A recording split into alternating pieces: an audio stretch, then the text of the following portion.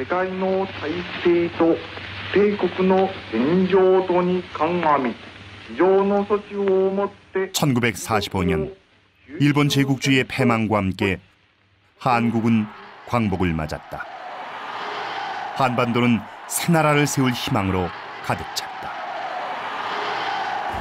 하지만 북위 38도선을 기준으로 북에는 소련군이, 남에는 미군이 진주했다. 제2차 세계대전기에 협조적이었던 미국과 소련은 대립하기 시작했고 정치가들 사이에도 이념적 대립이 생겼다.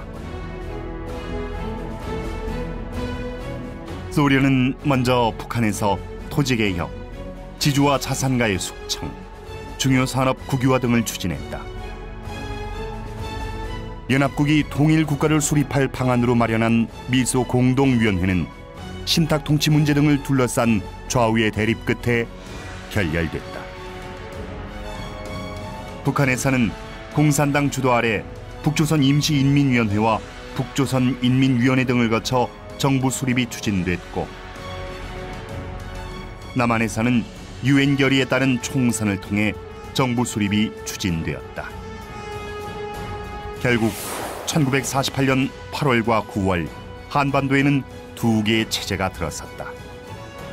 하나는 남쪽의 자유민주주의 대한민국이었고, 다른 하나는 북쪽의 공산주의 조선민주주의 인민공화국이었다. 그동안 천여 년 넘게 통일 국가를 유지해왔던 한민족에게 이는 대단히 이례적인 상황이었다. 두 체제가 한반도에서 사이좋게 양립하기는 어려웠다. 무력을 써서라도 남한을 공산화하길 원한 북한의 김일성 정권은 무력 침공에 유리한 조건을 갖추고 있었다. 북한은 일제로부터 거대한 중공업지대를 물려받은 데다 일찌감치 일당 독재 체제를 구축했다. 게다가 소련이 북한의 남한 공산화 계획을 강력히 지지하였다. 반면 남한 이승만 정부는 새 국가의 기틀을 다지는 것만도 벅차서 그 북진 통일 주장은 구호에 그쳤다. 결국 전쟁을 벌인다면 그것은 북한일 것이었다. 김일성은 1948년 9월 북한 정권 수립 직후부터 무력 남침을 꾀하였다. 김일성은 1949년 신년사에서 북토 완정이란 용어를 무려 13회나 사용하면서 무력 남침의 의지를 강하게 드러냈다.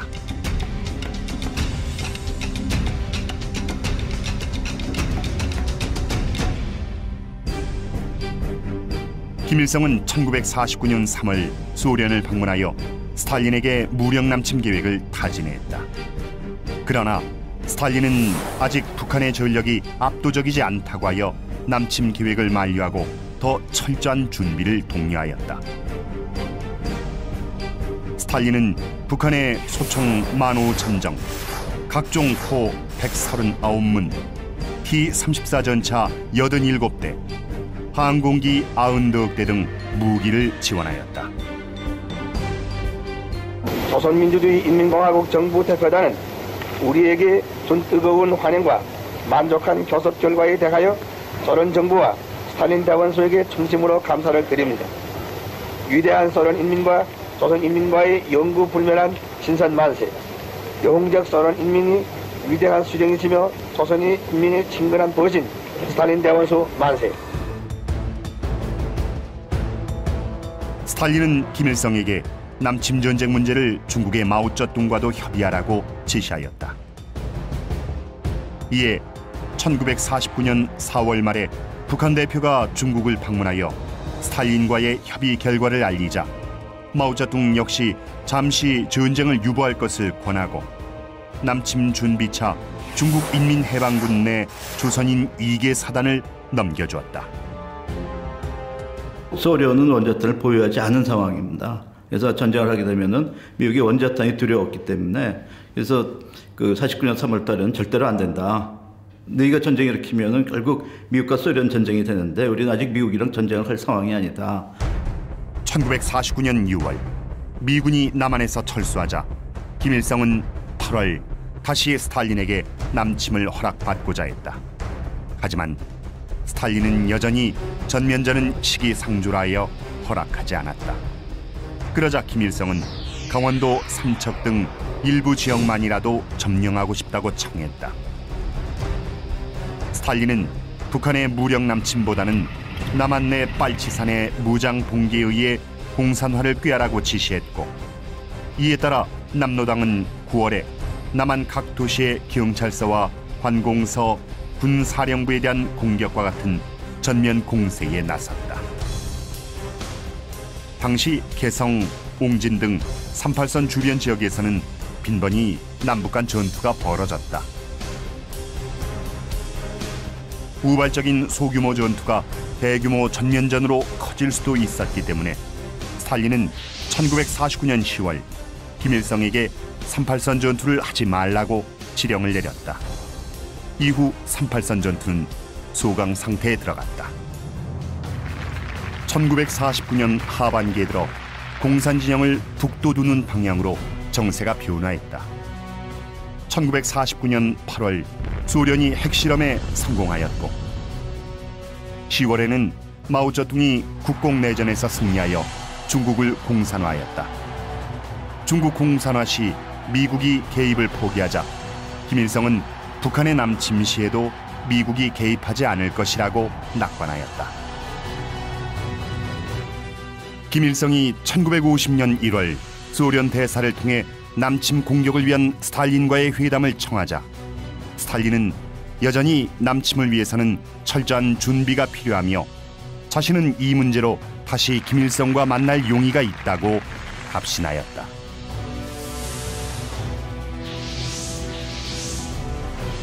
큰 일에는 대규모의 준비가 필요하다는 것을 김일성 동지는 명심해야 하오.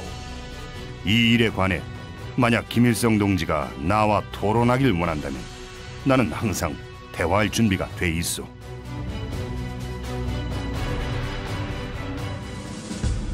(1950년 4월) 초 김일성과 박헌영은 비밀리에 다시 모스크바를 방문하였다. 이 회담에서 스탈린은 비로소 중국이 동의한다는 조건으로 북한의 선제 남침 전쟁을 승인하였다. 여기서 중국의 동의를 조건으로 한 것은 소련이 시킨 전쟁이란 사실을 감추기 위해서였다. 미국의 참전 등으로 북한이 독자적으로 전쟁을 하기 어려운 상황이 벌어졌을 때 중국이 북한을 지원하도록 하여 소련의 지원 사실을 숨기려 하였다. 마오쩌둥 동지에게 나는 북한 동지들과의 면담 시 본인은 변화된 국제 상황에 따라 북한이 통일과업을 개시하겠다는 제안에 동의하였소. 이와 관련해 이 문제는 중국 측과 북한 측의 공동 합의에 따라 최종 결정돼야 한다는 전제 조건을 달았소.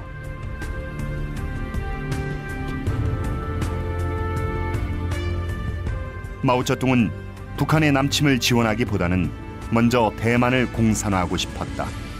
그러나 그는 스탈린의 결정을 반대할 입장이 아니었기에 김일성을 지원하기로 동의하였다.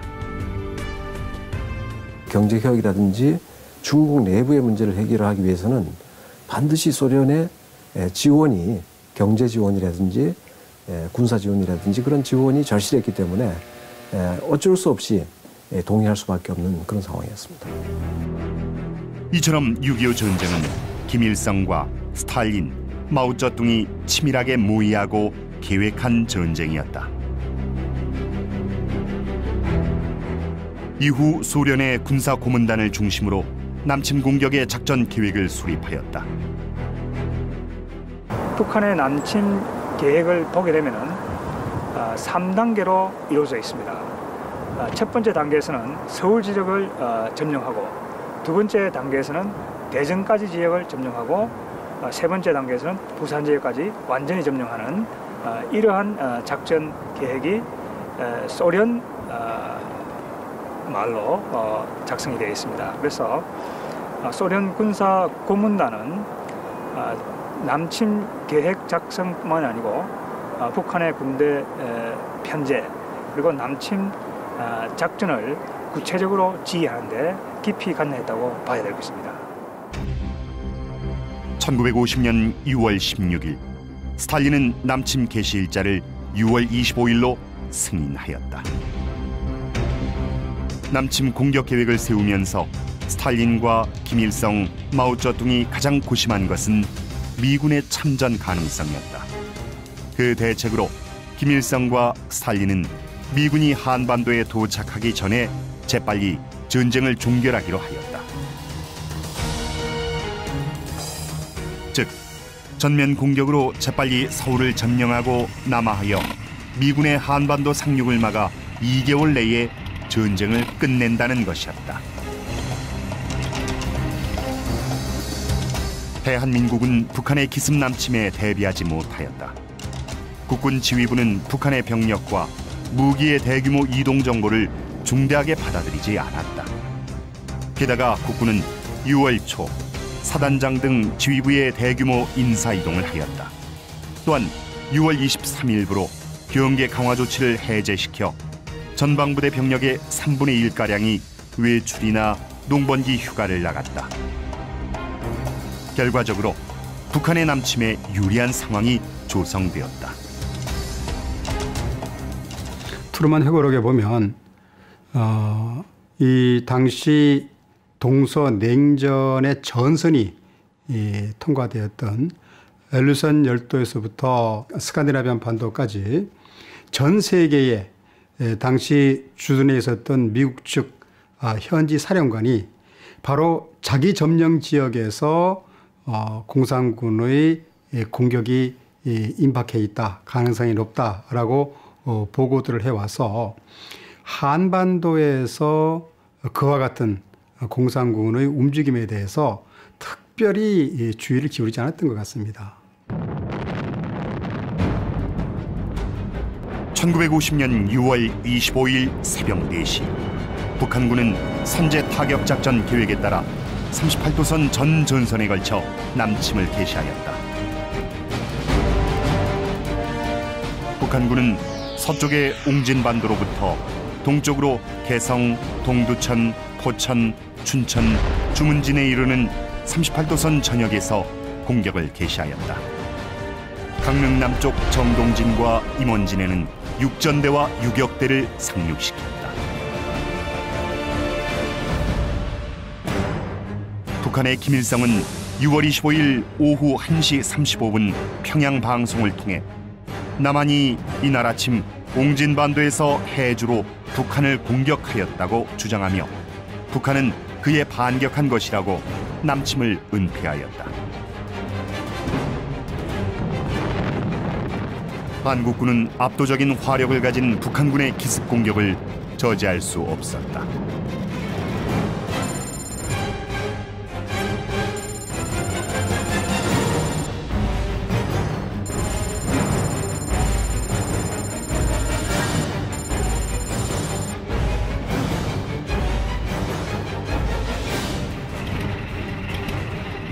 소련제 탱크 T-34를 앞세운 북한군은 전쟁 발발 당일 개성과 동두천, 포천을 점령하였고 서부전선에서는 파주, 문산을 거쳐 중부전선에서는 동두천, 의정부를 거쳐 서울로 진격하였다. 특히 의정부, 서울 축선에서 북한군은 국군의 7배가 넘는 전투력을 집중하여 국군의 후방 주둔 사단이 전방으로 속속 투입됐지만 역부족이었다. 결국 28일 새벽 국군은 미아리 방어선까지 격파당하고 말다. 북한군이 그 남침했을 당시에는 한국군이 그 전방에서 배치된 부대들도 그 공격 그 부대에 비해서 방어 이 수준이 약 한 4대 1의 정도밖에 미치지 못했고 미처 준비가 되지 않은 특히 북한군의 탱크를 방어할 만한 그런 장비나 무기들이 전혀 없었습니다. 북한군은 중국 내전에 참전했던 조선인 군대 사단들을 6.25 전쟁 이전에 전부 북한 지역으로 데리고 왔습니다. 그래서 이 전쟁에 참전했던 조선인 병사들이 북한군 사단의 기관 요원들로 탄생이 되었습니다. 이러한 요인들 때문에 북한이 전쟁 초기에 우세한 측면을 가지고 있었습니다. 하지만 국군은 전장 곳곳에서 북한군에 용감히 맞섰다. 중국의 국공내전 시 국민당군에서는 사단 병력이 통째로 공산군에 투항하는 일도 있었지만 국군은 달랐다. 춘천을 지키고 있던 육군 6사단은 북한군의 공격을 저지하였다.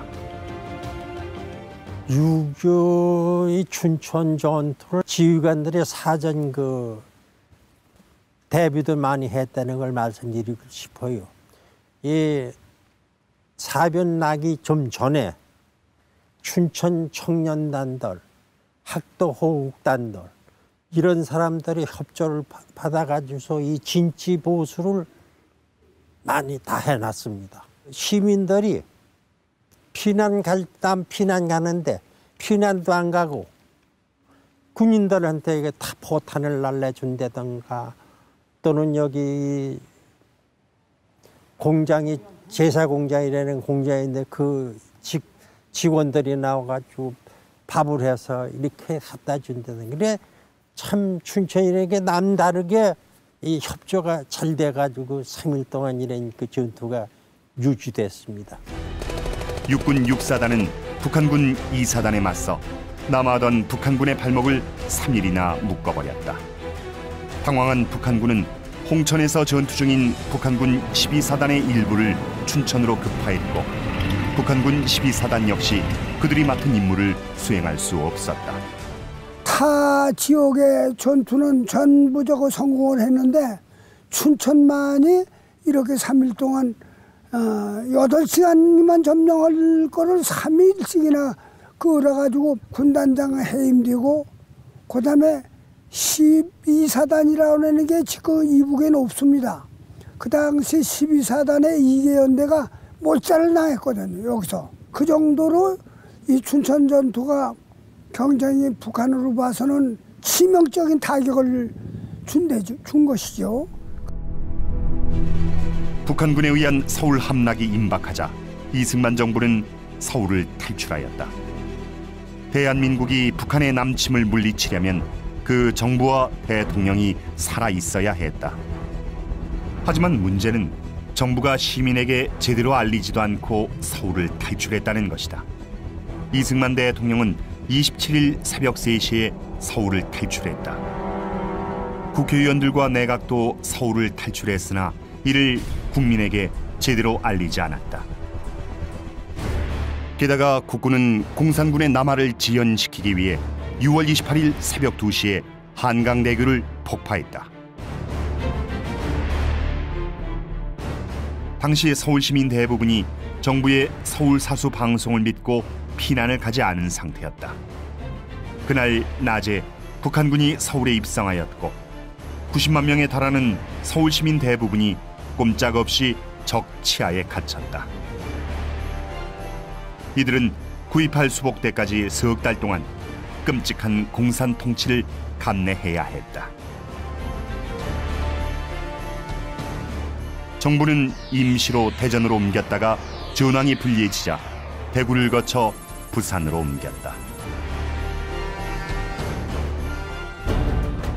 그런데 6월 28일 한강 이북의 서울을 점령한 북한군은 3일 동안 그곳에서 지체하였다.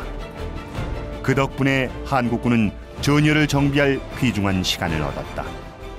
정부와 한국군이 전열을 정비함으로써 유엔군의 참전이 가능해졌다. 이승만 대통령은 당시 세계 정세에서 북한의 남침이 의미하는 바를 정확히 알고 있었다. 그는 북한의 남침 사실을 보고받은 25일 오전 주한미국 대사 무추를 만나 다음과 같이 얘기했다. 한국을 제2의 사라예보로 만드는 것을 피해왔으나 현재의 위기가 한국 문제를 해결하기 위한 최선의 기회를 제공해 준 것인지도 모른다. 사라예보란 세르비아 출신의 한 청년이 오스트리아 황태자 부처를 저격 살해하여 제1차 세계대전의 발화점이 된 곳이다. 이승만은 북한의 침략이 단순히 한 민족 내부의 분쟁이 아니라 세계 자유진영에 대한 공산 진영의 공격이므로 세계 자유진영이 총반격해야 한다고 보았다.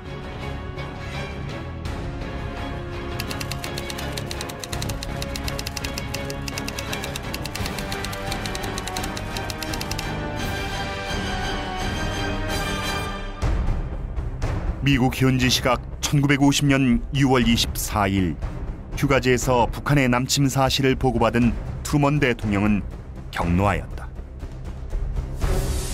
그는 우리는 모든 수를 써서 그들을 막아야 한다고 하였다. 그는 한국이 공산화되면 일본이 위협받고 세계 반공전선에서 미국의 신뢰도가 떨어질 것을 우려했다. 그는 유엔 안전보장이사회 소집을 지시했다. 유엔은 신속히 움직였다. 6월 25일 유엔 안보리는 북한의 남침을 침략 행위로 규정하고 38도선 이북으로 북한군의 퇴각을 요구했다. 북한이 이를 무시하자 이틀 후인 27일에는 유엔군의 파병을 결의했다. 이것은 대한민국이 유엔 결의로 태어난 국가였기 때문이다. 유엔에 의해 성립한 나라를 침략하는 것은 곧 유엔을 침략한 것과 마찬가지였다. 7월 초 유엔군을 지휘할 통합군사령부가 설치되고 메가더가 유엔군 사령관에 임명되었다.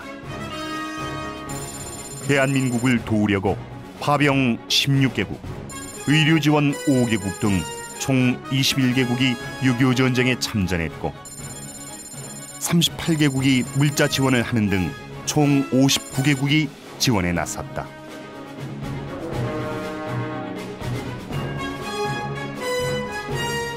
한편 미국은 이와 별도로 남침 개시 다음 날인 6월 26일부터 주일 미 해군과 공군을 투입하였다.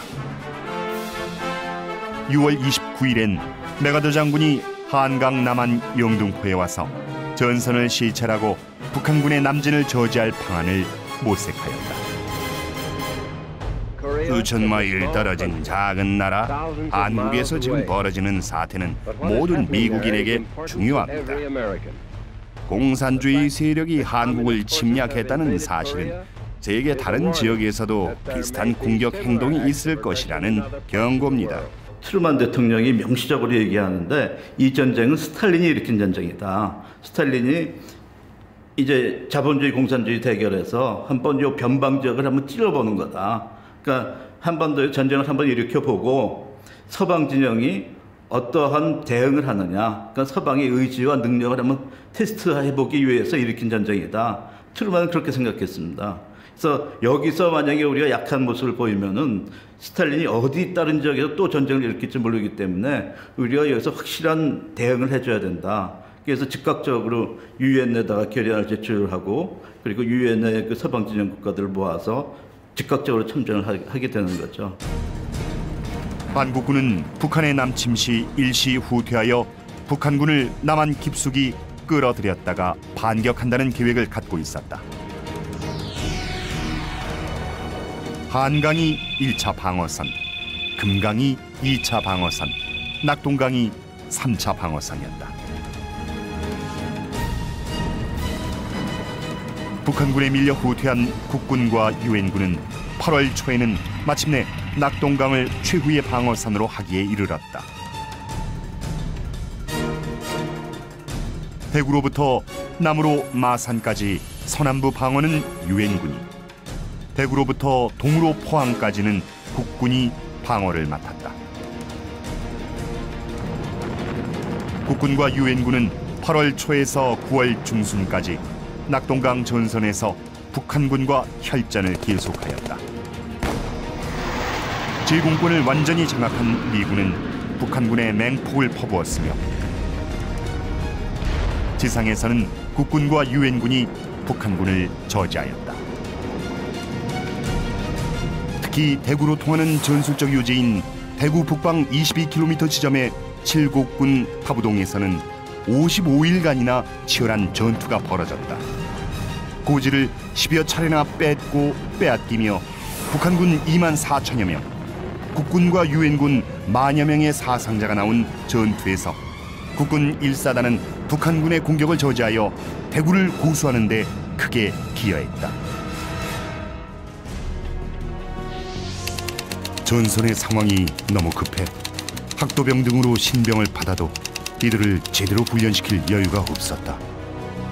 이들은 겨우 서너 시간 동안 기본적인 소총 사격 훈련과 수류탄 투척 요령만 습득한 뒤 곧바로 전선으로 투입됐다. 희생자는 계속 늘었고 고문관으로 불리는 신병들은 계속 도착했다. 한바탕 격전을 치르고 나면 부대원의 30-40%가 사라졌다. 이들은 신병으로 교체됐다. 나중에는 분대장이 자신에게 배속된 분대원의 얼굴과 이름도 모른 채 전투에 나서는 지경에 이르렀다. 군적도 없이 죽어간 무명용사들. 그들은 대한민국의 오늘을 떠받친 주역이다.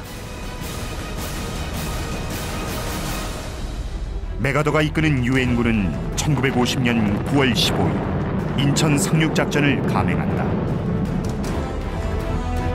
유엔군 상륙부대가 한반도 중부에서 북한군의 퇴로를 차단하면 낙동강 전선에 유엔군이 대반격을 한다는 계획이었다. 인천 상륙작전이 군사 전략적으로 갖는 가장 큰 의미는 전세를 일거에 전환시켰던 터닝 포인트라는 거죠. 한국전쟁이 일방적으로 북한군의 기습 공격에 의해서 한국군이 수세에 몰렸고 그리고 낙동강 방어선으로 궁지에 몰렸을 때 일거의 전세를 전환시켰던 그 가장 중요한 작전 중에 하나라고 평가할 수 있습니다. 상륙작전 후 전세가 완전히 역전되었다. 유엔군과 국군은 9월 28일 서울을 수복했다. 이제는 38선을 넘어 북진할 것인가가 문제였다. 이승만은 북한의 침공으로 38선은 없어졌으며 이 기회에 북한 정권을 몰아내야 한다고 생각했다. 이승만은 9월 말 대구의 육군본부에서 한국군 지휘관 회의를 소집하여 국가의 최고 통수권자로서 북진 명령을 내렸다. 그에 따라 10월 1일 강릉 방면의 국군 3사단이 최초로 38선을 돌파했다. 10월 7일엔 유엔군이 38선을 넘었고 그 뒤 유엔 총회가 이를 추인하였다. 8월부터 우리가 어디까지 공격을 해야 되느냐, 그에 대해서 논의를 하기 시작합니다. 첫 번째 시각은 북진을 해야 된다. 이미 북한이 전쟁을 일으켰기 때문에 38선은 없어진 것이다. 없어진 것이기 때문에 우리가 올라가도 된다. 올라가서 그 침략자들을 응징을 해야 된다. 그게 이제 첫 번째 주장이었고, 두 번째 주장은 조심해야 된다. 왜냐하면은 우리가 올라가게 되면은 중국이나 소련이 참전할 가능성이 있기 때문에 두 가지 설이 이제 같이 논쟁을 벌이다가 결국은 미국 정부에서 9월 9일, 50년 9월 9일 국가안보회의, NSC죠. 국가안보회의에서 결정을 하게 됩니다. 38선 이북 진격을 하기로 결정을 하게 됩니다. 근데 이거는 이제 미국에서 결정을 한 거고, 유엔군이 38선을 넘기 위해서는 유엔에서의 새로운 결의안이 필요했습니다. 10월 7일에 유엔 결의안 총회에서 결의안이 나오고 10월 19일 국군 1사단이 가장 먼저 평양에 입성했다. 국군 중 선두부대는 압록강에 도달했고 유엔군도 한반도에서 공산군을 몰아내기 위한 마지막 공세에 몰입했다. 모두들 전쟁이 막바지에 이른 것으로 생각했다. 이제는 거꾸로 김일성이 멸망 위기에 몰렸다. 10월 1일 김일성은 다급히 스탈린과 마오쩌둥에게 구원을 요청하였다.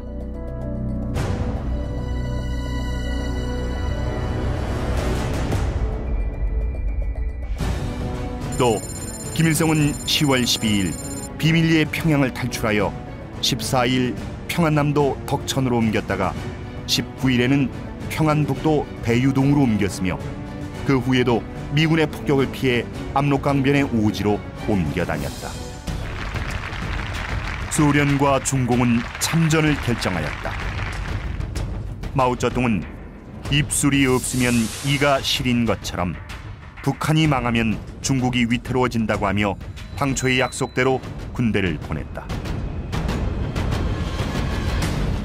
스스로 북한을 돕기 위해 지원했다는 조선의용군이란 이름으로 1950년 10월 19일 펑더화이의 지휘 아래 1차로 30여만 명의 병력이 압록강 3개 지점을 거쳐 입북하기 시작하였다.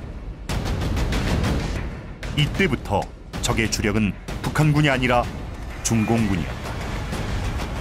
한국군의 작전권을 유엔군이 가진 것처럼 북한군의 작전권도 사실상 중공군에게 넘어갔다. 중공군은 일본군과 또 장제스의 국부군과 싸우면서 전투력이 강해진 군대였다.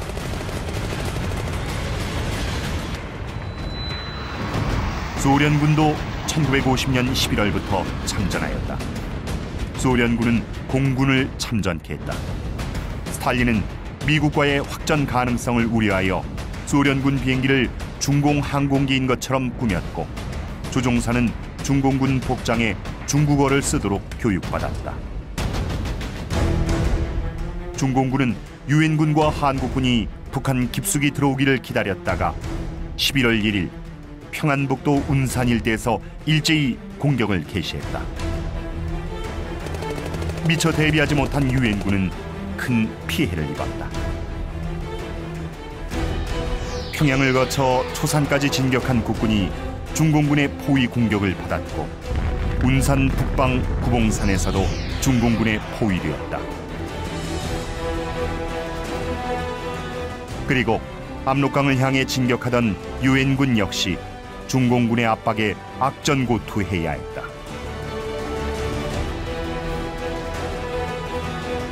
(10월 25일) 생포한 중공군 포로의 진술 내용을 무시하고 중공군의 출현을 과소평가한 유엔군의 피해는 아주 컸다.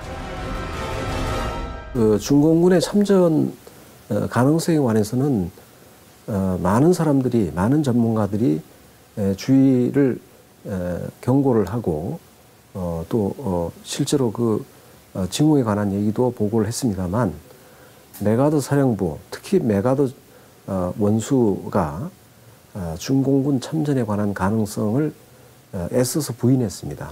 참전한다고 하더라도 소수 부대일 테고 그 충분히 유엔군 전력으로 압도할 수 있다고 판단을 하고 있었고 계속해서 이 압록강까지 진격하도록 명령을 했습니다. 따라서 이 최고 사령부의 그런 정책적인 또는 전략적인 판단이 중공군의 어떤 참전을 충분히 예상하지 못했고 중공군이 참전했을 때 실제로 선방 잘 대응할 수 없는 그런 상황이 됐습니다. 일명 크리스마스 공세였던 11월 24일 최종 공세에서도 큰 손실을 입은 유엔군은 남쪽으로 후퇴하기 시작했다. 당시 메가더가 예상했던 참전 중국 인민지원군의 숫자는 약 8만에서 12만 사이라고 예측하고 있었습니다. 하지만 실제로 당시 참전했던 중국 인민지원군의 숫자는 거의 60만 명 이상의 숫자로 확인되었습니다. 따라서 크리스마스 대공세, 즉 1950년 12월 25일까지 한만 국경선까지 진격해서 전쟁을 종결하려고 했던 메가더의 구상은 대규모의 중국 인민지원군의 참전으로 좌절하게 된 것입니다. 동북방면의 유엔군도 엄청난 수의 중공군과 맞닥뜨렸다. 북한의 임시 수도 평안북도 강계를 점령하기 위해 함경남도 장진호로 진출했던 미 해병 1사단은 10배나 많은 중공군 7개 사단의 포위 공격을 받았다. 11월 27일부터 12월 11일까지 15일간 영하 20-30도의 혹한 속에서 치른 장진호 전투에서 미 해병 1사단은 3천여 명의 전사자 등 사상 최악의 피해를 입었으나 중공군의 남하를 저지하고 성공적으로 철수하였다. 이미 남쪽의 원산 방면이 차단당했기 때문에 유엔군은 12월 23일까지 흥남에서 철수했다. 이때 자유를 찾는 북한 주민 10만여 명도 유엔군과 함께 탈출하였다.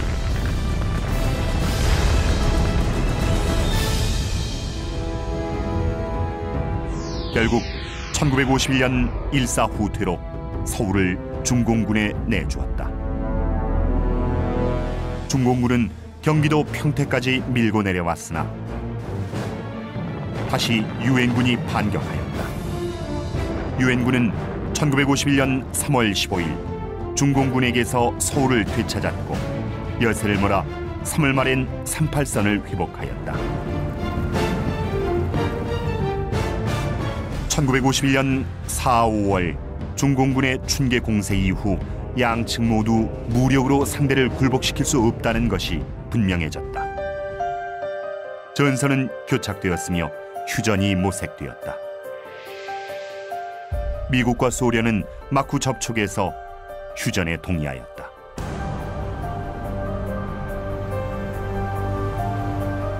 정전 협상의 가장 큰 쟁점은 남북 간 경계선과 포로 교환 문제였다. 경계선은 전쟁 전의 38선이 아니라 정전 시의 군사 접촉선으로 합의되었다. 그러나 포로 교환의 문제는 쉽게 합의되지 않았다. 유엔군은 공산권 포로의 자유의사 귀환을 원칙으로 했다. 이에 대해 공산 측이 반발하여 한동안 휴전회담이 결렬되었다. 하지만 미국, 소련, 중공 모두 휴전을 원했다. 1953년 3월 휴전회담이 다시 열렸다. 이때부터 이승만의 휴전 반대가 시작되었다. 이승만은 북진 통일의 기회가 무산된다고 하여 휴전에 반대했다. 그는 정전회담에서 한국군 대표를 철수시켰다.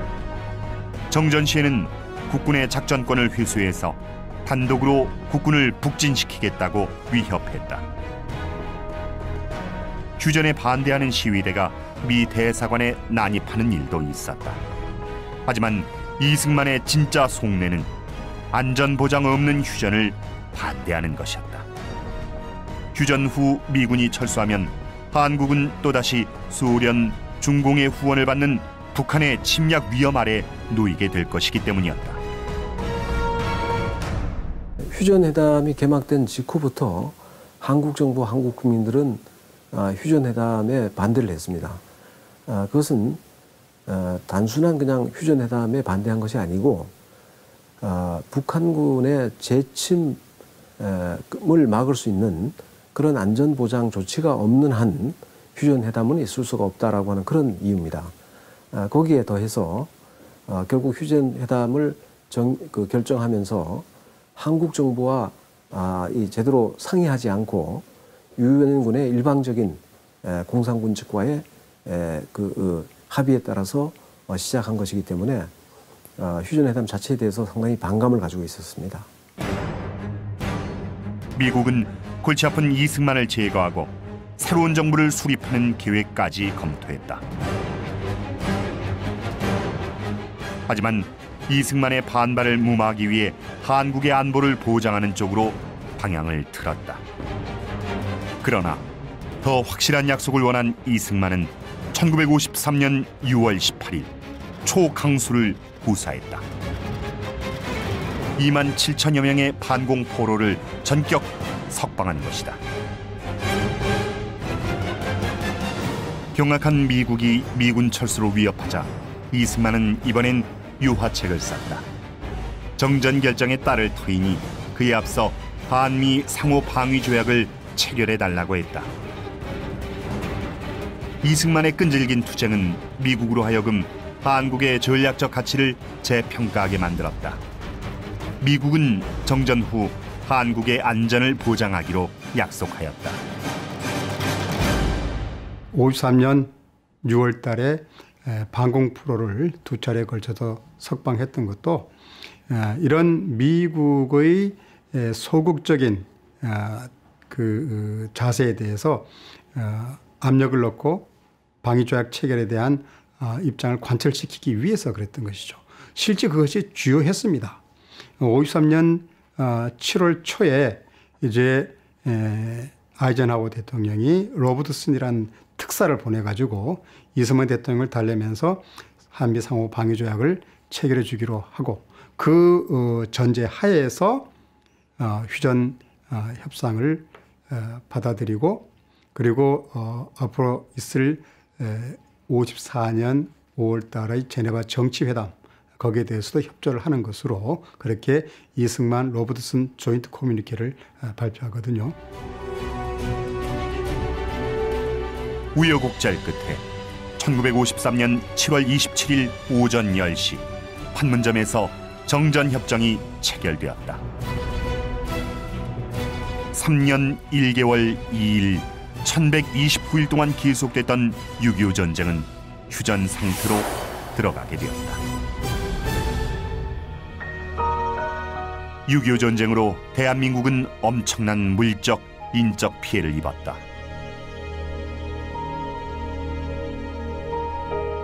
주택과 학교, 공공시설, 도로, 철도, 교량 등 기반시설과 공장 등 각종 산업시설이 파괴되었다. 물적 피해액은 당시 2년치의 국민 총생산액에 달했다. 여기에 군인 전사상자, 실종자가 62만 명, 민간인 사망, 부상, 실종자가 99여만 명이었으며 유엔군 사상자, 실종자는 15만 명에 달했다.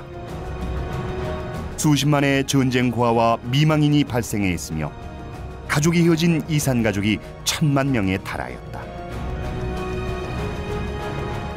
북한 측도 많은 인명과 물적 피해를 입었다. 전쟁 기간 동안 북한군의 전 사상자 및 실종자는 64만 명에 달했으며 인해 전술로 밀어붙였던 중공군의 피해는 이보다 더해서 전 사상 및 실종자가 97만 명에 달했다. 북한 민간인 피해자는 150만 명에 달했다. 6.25 전쟁 전 남한보다 월등했던 북한의 산업시설과 주택, 건물, 기반시설도 전쟁 중에 거의 대부분 파괴되었다. 이 엄청난 손실과 피해 사실을 보면 북한 공산 정권이 무력 공산 통일을 꾀한 것이 우리 민족에게 얼마나 큰 재난을 초래했는지를 알 수 있다. 6.25 전쟁은 또한 대한민국의 국민의식을 형성하는 중요한 계기가 되었다. 1950년 여름 남한 주민은 공산 치하를 경험하면서 자유민주주의의 소중함을 절실히 깨달았다. 남한 주민은 대한민국 국민으로서의 귀속의식과 애국심을 갖게 되었다. 북한 공산 집단은 약 20만 명의 남한 젊은이들을 인민군으로 납치하여 사지로 몰아넣었고 농촌에서는 이미 완료된 농지 개혁을 다시 했으나 농민에게는 아무런 실익이 없는 일이었다.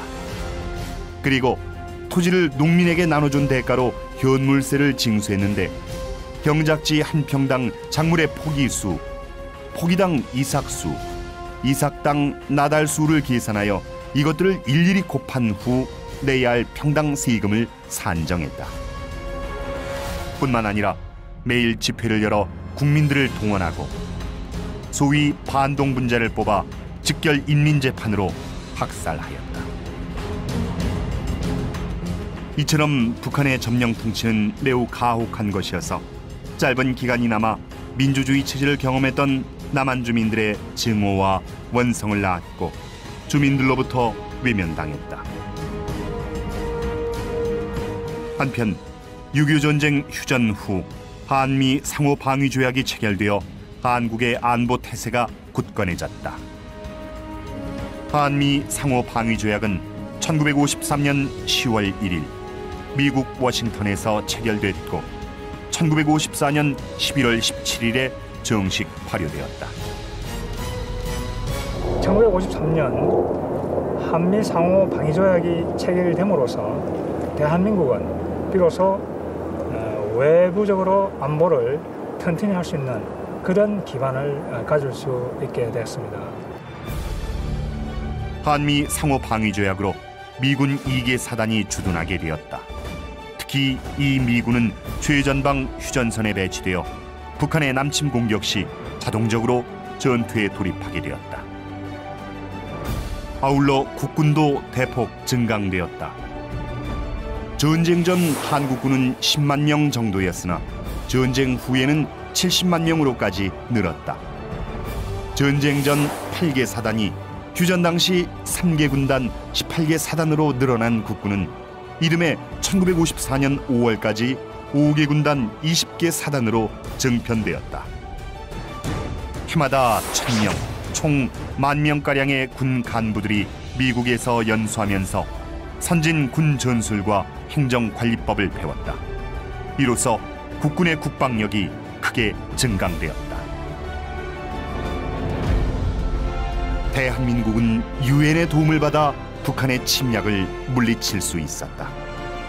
유엔의 도움이 없었더라면 대한민국은 세계 지도에서 또 한민족의 역사에서 사라졌을 것이다.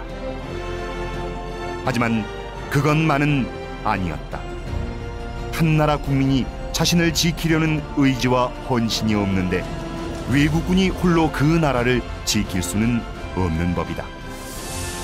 대한민국 정부와 국군, 국민이 나라를 지키려는 강한 의지를 갖고 숭고한 헌신을 하였기에 대한민국이 살아남을 수 있었다.